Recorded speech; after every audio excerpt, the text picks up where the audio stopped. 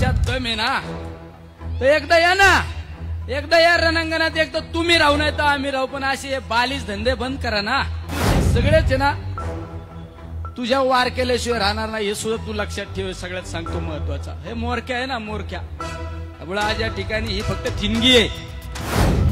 हे पोलीस बाजूला ठेवा एकदा आणि होऊन जाऊन द्या. तुमच्यात काय कितने तुम हमारे में कितना दम है और तुम्हारे में कितना दम है एकदा दाखवू ना.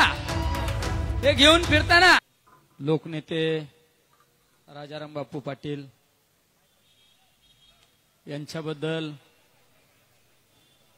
जे चुकीच्या पद्धतीने त्यांच्याबद्दल जे शब्द वापरले त्याचा निषेध म्हणून आज या ठिकाणी असंख्य पाटील परिवारावर प्रेम करणारे या ठिकाणी सर्व माझ्या बंधू भगिनींनो, माझ्या तरुण मित्रांनो, महाराष्ट्र हा संस्कृतीपासून कुठेतरी लांब चाललेला आहे.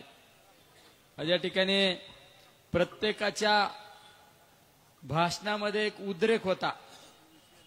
ज्यावेळेस मोर्चाला सुरुवात झाली त्यावेळेस सुद्धा प्रत्येकामध्ये एक उद्रेक होता की एवढ्या सुसंस्कृत नेत्याबद्दल, ज्यांनी ही पिढी घडवली, ज्यांनी समाज घडवला, त्या नेत्याबद्दल एक कुणीतरी लुंगासुंगा येऊन आपल्या नेत्याबद्दल बोलतो म्हणून ही निषेधाला एवढी असंख्य गर्दी या ठिकाणी जमा आहे.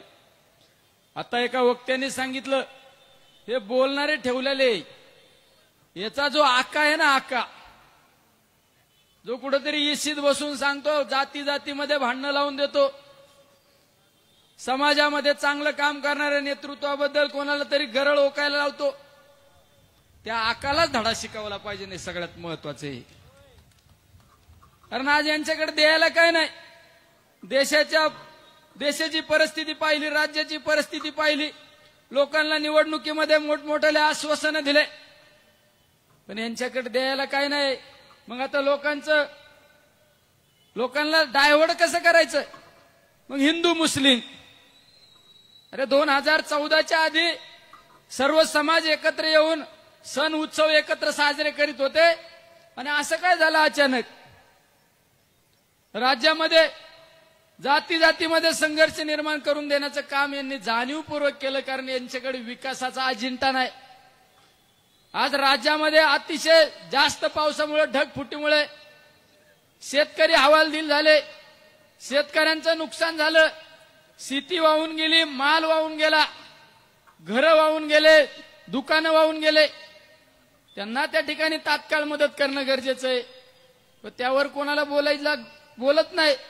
शेतीमालाला काय परिस्थिती आहे, आज कांद्याची काय परिस्थिती आहे, ऊसाची काय परिस्थिती आहे, सोयाबीनची काय परिस्थिती, कपाशीची काय परिस्थिती, दुधाची काय परिस्थिती आहे. माझ्या शेतकऱ्याला आत्महत्या करण्याची वेळ आलेली आहे, त्यावर कुणी बोलायला तयार नाही. आमच्या तरुण बेरोजगारांबद्दल बोलायला तयार नाही कुणी. फक्त समाजामध्ये संघर्ष निर्माण करायचा, समाजामध्ये काही असे वाचाळवीर तयार करून ठेवले त्यांनी, गावागावात जायचं आणि काहीतरी गलिच्छ पद्धतीने बोलायचं आणि लोकांचं लक्ष डायव्हर्ट करायचं. त्यामुळे त्यांना धडा शिकवण्याची वेळ आलेली आहे, धडा शिकवण्याची वेळ आलेली. मी तर या सगळ्यांना सांगतो, हे पोलीस बाजूला ठेवा एकदा आणि होऊन जाऊन द्या. तुमच्यात काय कितने तुम हमारे में कितना दम है और तुम्हारे में कितना दम है एकदा दाखवू ना. हे घेऊन फिरताना काल कुणीतरी सांगितलं, जो कुणीतरी वाचाळवीर बोलला तो पहिला 2 पोलीस घेऊन फिरत होता, आता 4 पोलीस दिलेत, आता 10 देतील. तुमच्यात दम आहे ना तर एकदा या ना, एकदा या रणांगणात. एक तर तुम्ही राहू नाही तर आम्ही राहू, पण असे बालिश धंदे बंद करा ना, बालिशपणा बंद करा. आणि सांगितलं जातं, मीडियावर सांगितलं जातं आम्ही समज देऊ. अरे तू जरा दम देऊन सांगितलं, ताकद आहे का कोणाची.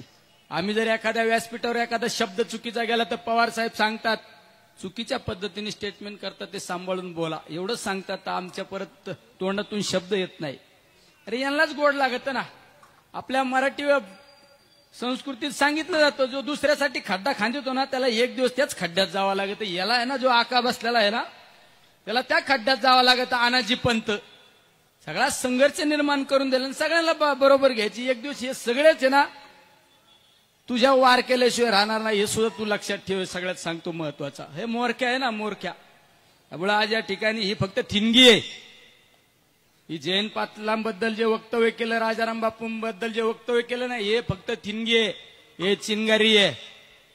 त्याला आग लागल्याशिवाय राहणार नाही हे लक्षात ठेव. तू बसलेला असं नाही तिकडे येशीच्या माग पुढे लाल दिव्याच्या गाडी घेऊन फिरणाऱ्यांना सांगतो मी, हे फक्त थिनगी आहे, त्याला आग लागल्याशिवाय राहणार नाही. कारण या भूमीने, या सांगलीकरांनी, या सातारेकरांनी, या कोल्हापूरकरांनी राज्याला दिशा दिलेली. यशवंतराव चव्हाण, वसंतदादा पाटील यांनी राज्याला दिशा दिलेली आणि त्यांच्याच पावलावर पाऊल ठेवून समर्थपणे या राज्याचं, देशाचं राजकारण केलं. संस्कृतपणे, सुसंस्कृतपणे केलं असं ते आदरणीय पवार साहेबांनी, आदरणीय पवार साहेबांच्या नेतृत्वाखाली आपण सगळेजण काम करतो.